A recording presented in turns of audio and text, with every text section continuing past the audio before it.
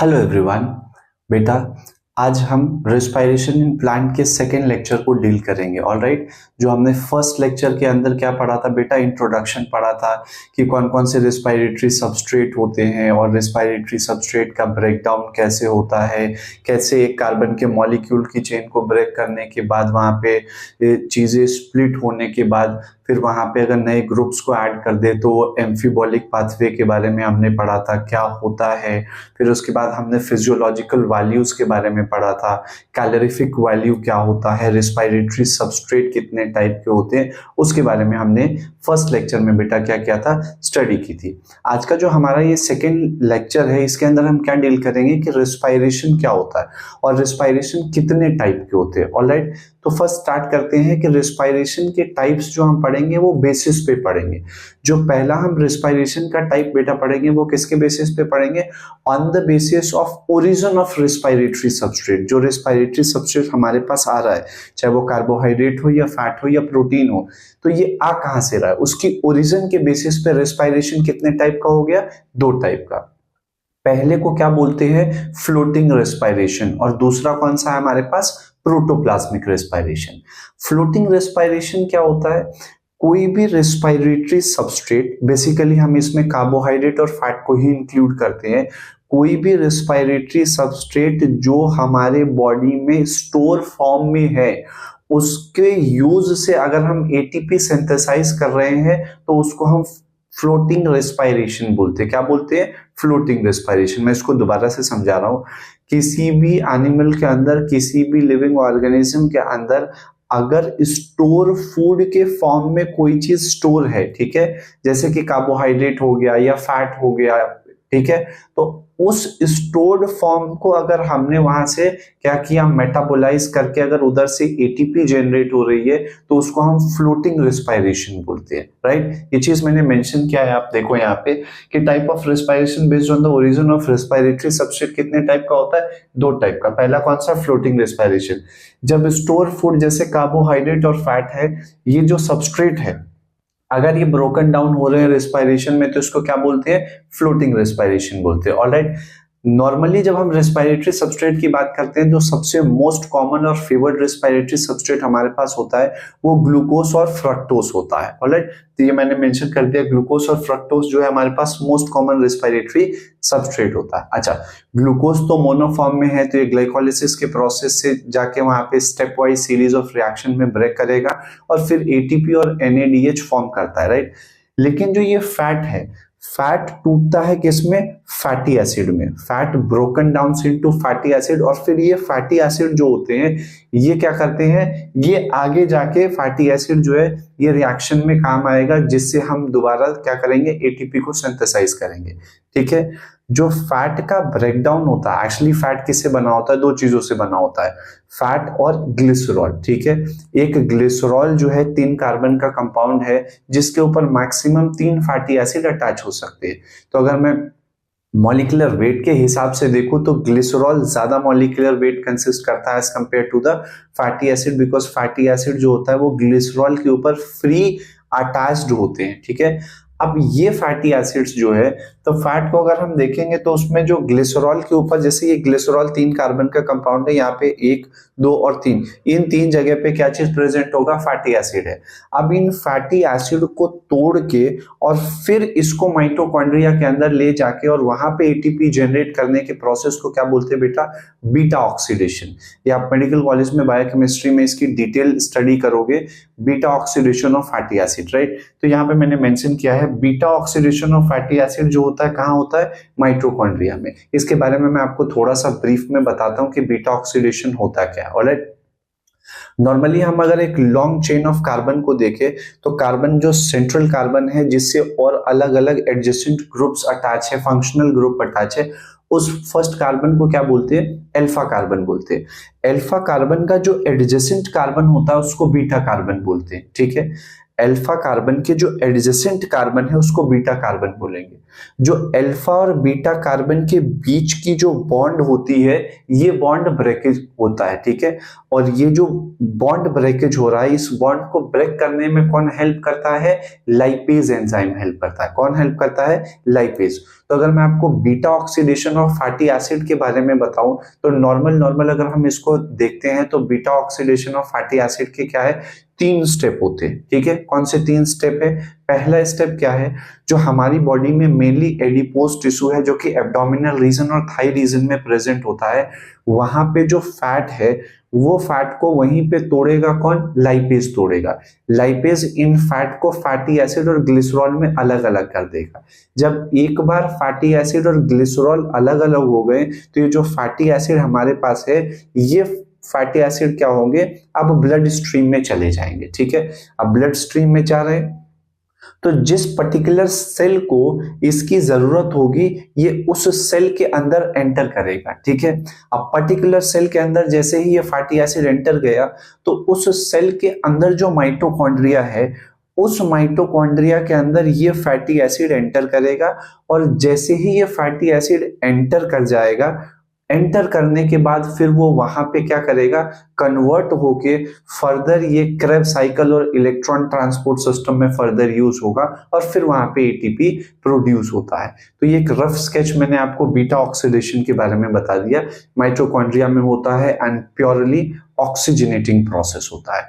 जो हमारे पास next type का रेस्पिरेशन है बेटा वो क्या है, प्रोटोप्लाज्मिक रेस्पिरेशन। अच्छा, प्रोटोप्लाज्मिक रेस्पिरेशन क्या होता है, जब रिस्पायरेटरी सबस्ट्रेट किसी भी सेल के स्ट्रक्चरल कंपोनेंट से लिया गया हो और उसको ब्रेक डाउन करके अगर हम एनर्जी ले रहे हैं, एटीपी बना रहे हैं, उसको प्रोटोप्लाज्मिक रेस्पिरेशन बोलते हैं।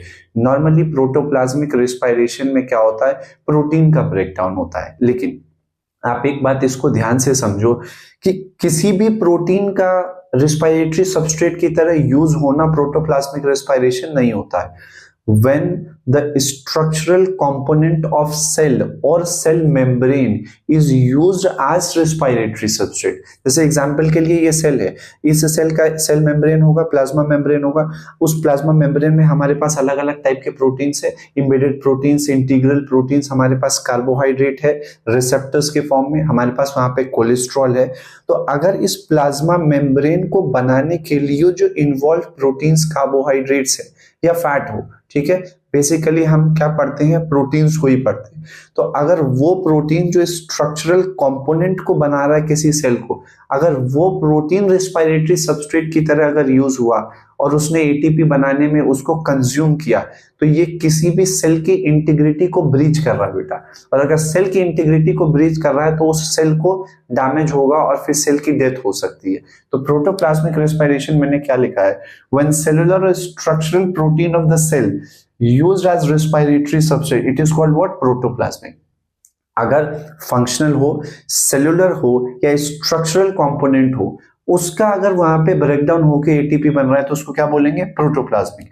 नॉर्मली प्रोटोप्लाज्मिक रेस्पिरेशन नहीं होता है, लेकिन अगर प्रोटोप्लाज्मिक रेस्पिरेशन हो रहा है इसका मतलब वो पर्टिकुलर इंडिविजुअल स्टार्वेशन के पीरियड में है, क्योंकि जब आपकी बॉडी से कंप्लीटली कार्बोहाइड्रेट, प्रोटीन्स और फैट, इन तीनों में जब कार्बोहाइड्रेट और फैट कंप्लीटली खत्म हो जाता है तब जाके प्रोटीन का ब्रेकडाउन होता है। और प्रोटीन का ब्रेकडाउन होने का क्या मतलब है कि हम स्टार्वेशन के पीरियड में है और प्रोटीन अगर ब्रेक हो रहा है इसका मतलब जो अब क्या है, जो सेल के कंपोनेंट है उसके प्रोटीन्स को ब्रेक कर रहे हैं, तो वो प्रोटोप्लाज्मिक रेस्पिरेशन में आएगा। एक एग्जांपल मैं आपको बताता हूं, जो लेग्यूम सीड्स होते हैं, ठीक है, तो लेग्यूम सीड्स के अंदर भी प्रोटीन स्टोर है।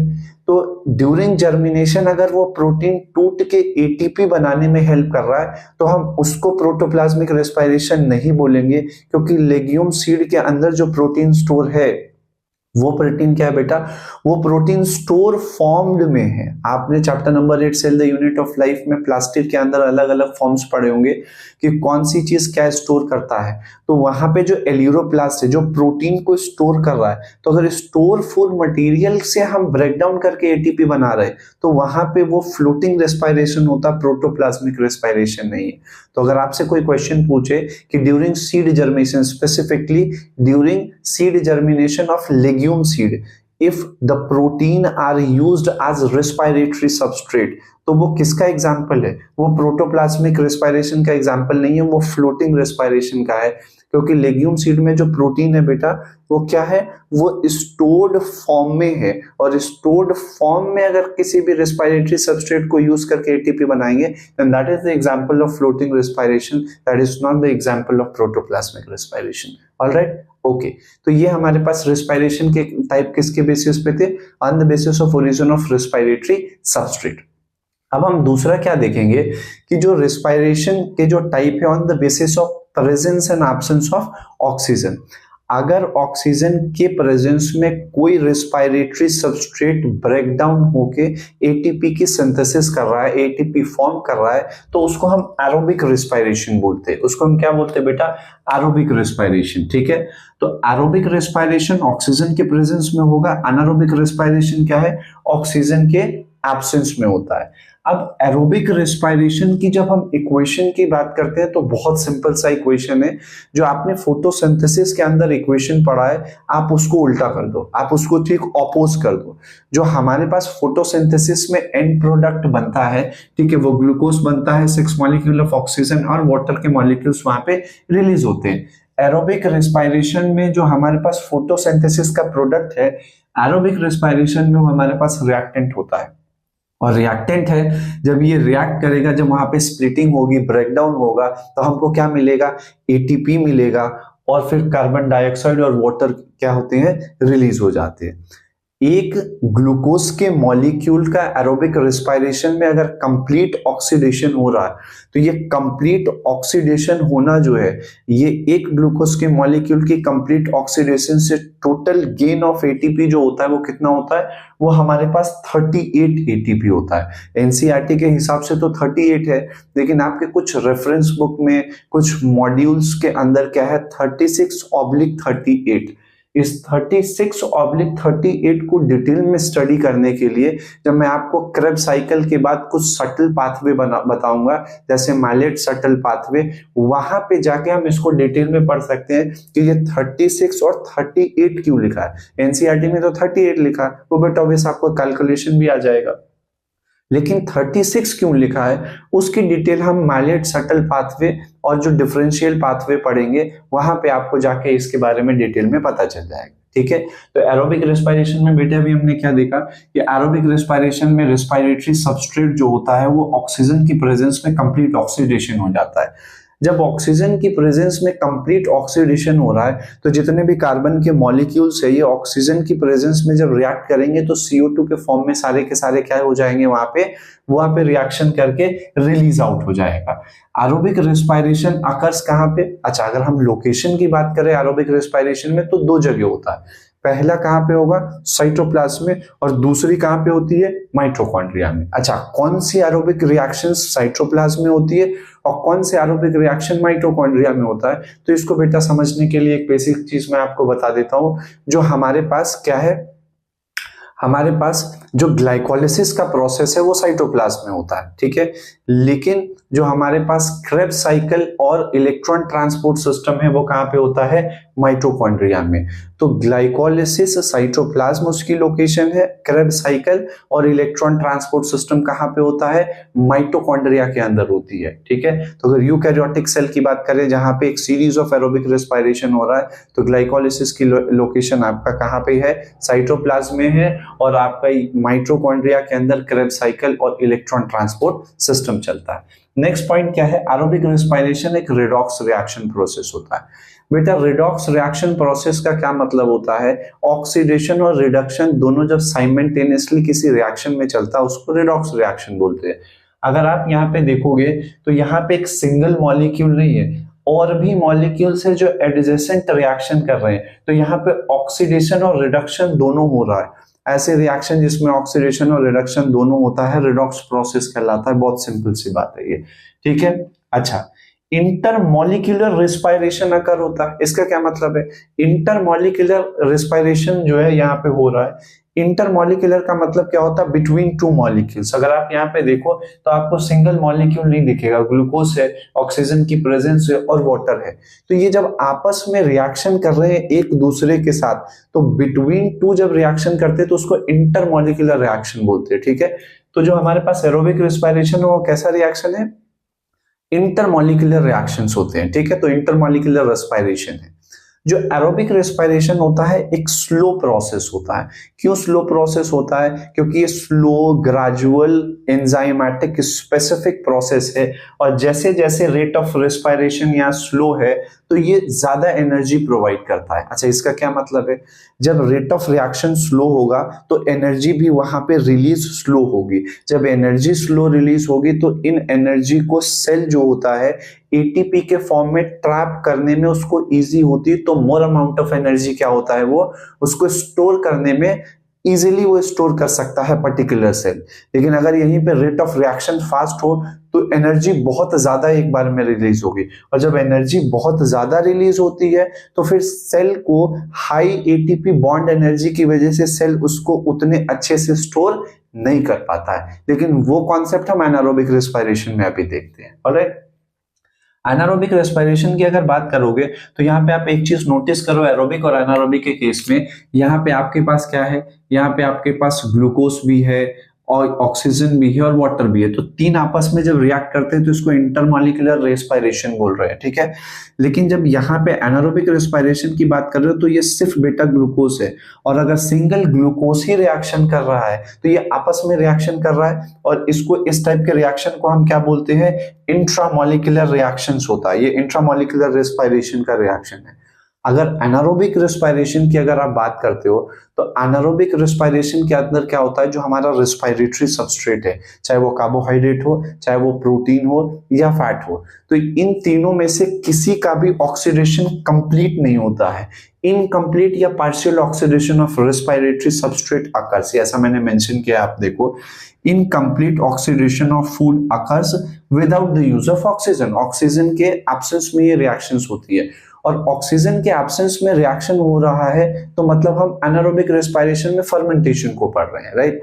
तो एनारोबिक रेस्पिरेशन में जो एंड प्रोडक्ट बनता है, ठीक है, वो डिपेंड करता है कि किस मीडियम में बन रहा है। अगर हम वहां पे बैक्टीरिया की प्रेजेंस की बात करें आर्टिफिशियल मीडियम में तो वहां लैक्टिक एसिड की सिंथेसिस होती है। लेकिन अगर ईस्ट के प्रेजेंस में रिएक्शन होगा तो वहां पे इथेनॉल बना लेगा। इसकी डिटेल मैकेनिज्म हम फर्मेंटेशन में पढ़ते हैं, ठीक है। अभी हमें ये नोटिस करना है, एनारोबिक रेस्पिरेशन में partial oxidation of respiratory substrate होता है। Energy as compare to the aerobic respiration low मिलता है। एरोबिक रेस्पिरेशन के अंदर 38 एटीपी मिलता है, अनारोबिक रेस्पिरेशन के अंदर सिर्फ 2 एटीपी मिलता है। रेस्पिरेटरी सबस्ट्रेट के ऑक्सीडेशन, पार्शियल ऑक्सीडेशन होने के बाद भी एनर्जी लेस देन 7% मिलता है, ठीक है। और यहाँ पे क्या है, जब रिएक्शन फास्ट होगा, जब रेट ऑफ रिएक्शन बेटा फास्ट होता है तो एनर्जी का जो लिबरेशन है, जो एनर्जी लिबरेट हो रही है वो हाई अमाउंट में लिबरेट होती है। और जब एनर्जी ज्यादा अमाउंट में लिबरेट होगा तो सेल्स को उन एनर्जी को ट्रैप करने में क्या होती है, परेशानी होती है, क्योंकि वहां पे एटीपी की जो बॉन्ड एनर्जी है वो बहुत ज्यादा होती है, और हाई बॉन्ड एनर्जी को आपको सेल को ट्रैप करने में प्रॉब्लम आती है। इसीलिए यहाँ पे आप मैंने मेंशन किया है कि most of the energy is lost as heat. क्यों? Because the rate of reaction is faster, and if the rate of reaction is faster then the amount of energy will release at a particular time is very high, and due to that release of high amount of energy the cells they are not that much capable to trap all the energy due to its high bond energy of the ATP, right? Okay. फिर anaerobic respiration का site क्या होता है? But obvious, cytoplasm is the primary site of glycolysis. और cytoplasm जो है ये, चाहे हम प्रोकैरियोट की बात करें या यूकैरियोट की बात करें, ये एक सिमिलर साइट है जिस जहां पे दोनों में रिएक्शंस सेम होता है ग्लाइकोलिसिस का। हाँ, अमाउंट ऑफ एटीपी प्रोडक्शन वारी करता है लेकिन लोकेशन दोनों की सेम होती है। इंट्रामॉलिक्यूलर के बारे में मैंने आपको अभी बताया। रेट ऑफ रेस्पिरेशन, इस चीज को मैं अभी मेंशन कर रहा था आपको कि रेट ऑफ रेस्पिरेशन जो होता है एनारोबिक रेस्पिरेशन में फास्ट होता है, और फास्ट होने की वजह से high amount of energy release होगी, और high amount of energy release होती है तो वहां पे क्या है, सेल को ट्रैप करने में एनर्जी को वहां पे क्या है, प्रॉब्लम आती है। इसीलिए अगर हम सेलुलर लेवल की बात करें तो ये जो सेलुलर लेवल पे एनर्जी है उसकी availability as compare to the aerobic respiration कम होगा। ऑलराइट, अब मैं थोड़ा ब्रीफ में एक और चीज बता देता हूं, जो एरोबिक रेस्पिरेशन है, एरोबिक रेस्पिरेशन एक सीरीज ऑफ रिएक्शंस के होते हैं। पहला जो होता है वो दोनों में कॉमन होता है, चाहे आप एरोबिक की बात करो या एनारोबिक की बात। ग्लाइकोलिसिस एरोबिक में भी चलता है, एनारोबिक में भी चलता है, लेकिन एरोबिक की आगे की बात करें तो ग्लाइकोलिसिस के अंदर जब ग्लूकोज ब्रेकडाउन होता है, जो 6 कार्बन का मॉलिक्यूल ग्लूकोज है वो 3 कार्बन में स्प्लिट होकर 2 मॉलिक्यूल ऑफ पायरुविक एसिड बनाता है। ठीक है, अब ये जो पायरुविक एसिड है ये एरोबिक रेस्पिरेशन में ये साइटोप्लाज्म से अब एंटर कर जाएगा, किसमें, माइटोकॉन्ड्रिया के अंदर। और बेटे जब माइटोकॉन्ड्रिया के अंदर ये पायरुविक एसिड एंटर कर जाएंगी तो वहां पे ये करेंगी लिंक रिएक्शन।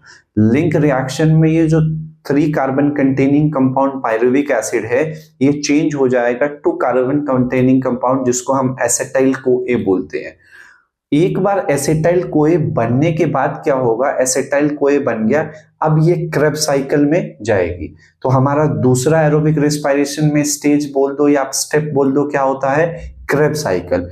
क्रेब्स साइकिल में और ग्लाइकोलिसिस में जितने NADH2 और FADH2 बनता है ये सब के सब जाके इलेक्ट्रॉन ट्रांसपोर्ट सिस्टम में, जो कि माइटोकॉन्ड्रिया के इनर मेम्ब्रेन पे चलता है, इलेक्ट्रॉन ट्रांसपोर्ट सिस्टम के अंदर ये NADH2 FADH2 जाके वहां पे ऑक्सीडाइज हो जाएंगे, और जब ऑक्सीडाइज होंगे तो वहां पे ये ATP फॉर्म करेंगे। तो ये सीरीज ऑफ रिएक्शन जो ग्लाइकोलिसिस है, फिर क्रेब्स साइकिल है और फिर इलेक्ट्रॉन ट्रांसपोर्ट सिस्टम है, इन तीनों को अब हम डिटेल में अगले लेक्चर्स में पढ़ेंगे।